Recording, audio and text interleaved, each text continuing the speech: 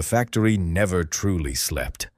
Even at 3 in the morning, when the city outside looked abandoned and silent, the giant steel building on the edge of town breathed like a living creature. Pipes hissed, conveyors rattled, boilers groaned beneath thick concrete floors.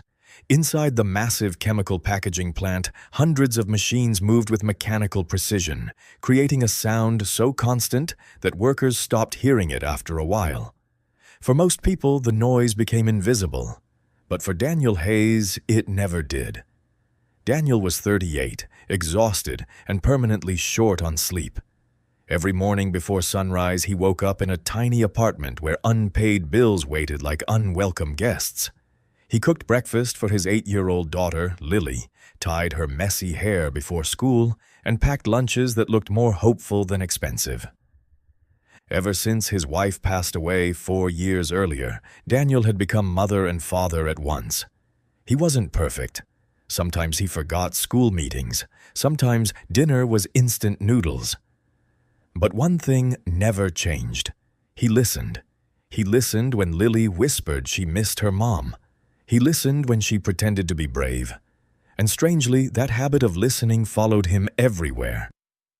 At the factory, Daniel wasn't important. He wasn't an engineer. He wasn't a supervisor. He was just a maintenance worker, invisible to most people. The kind of employee executives passed in hallways without remembering his name.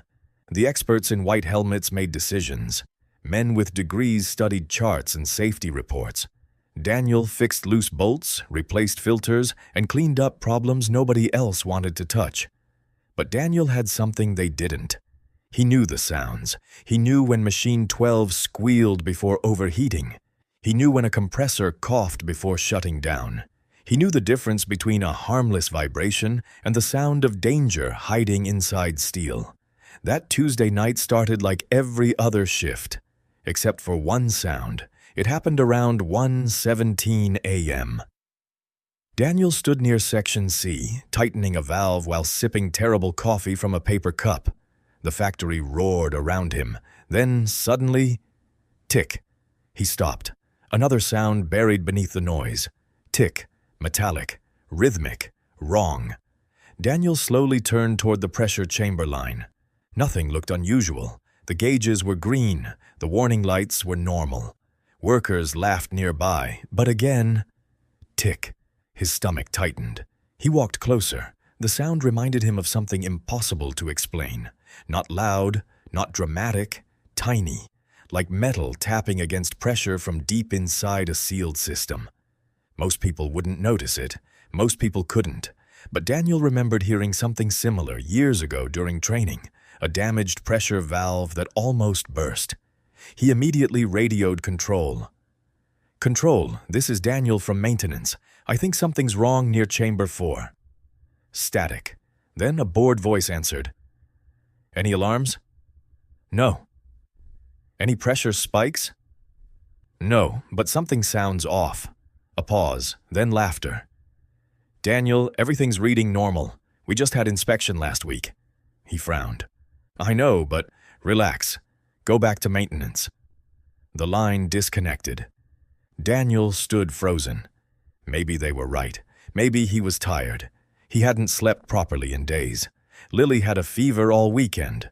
Bills were overdue. His mind felt heavy. But then, tick, this time louder.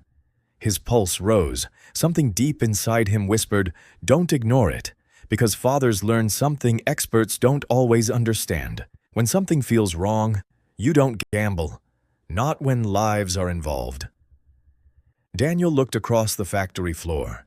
Nearly 70 workers, forklifts moving, night operators checking systems. If he was right? No, he didn't want to finish that thought. He grabbed his flashlight and walked toward chamber 4. And for the first time that night, fear followed him.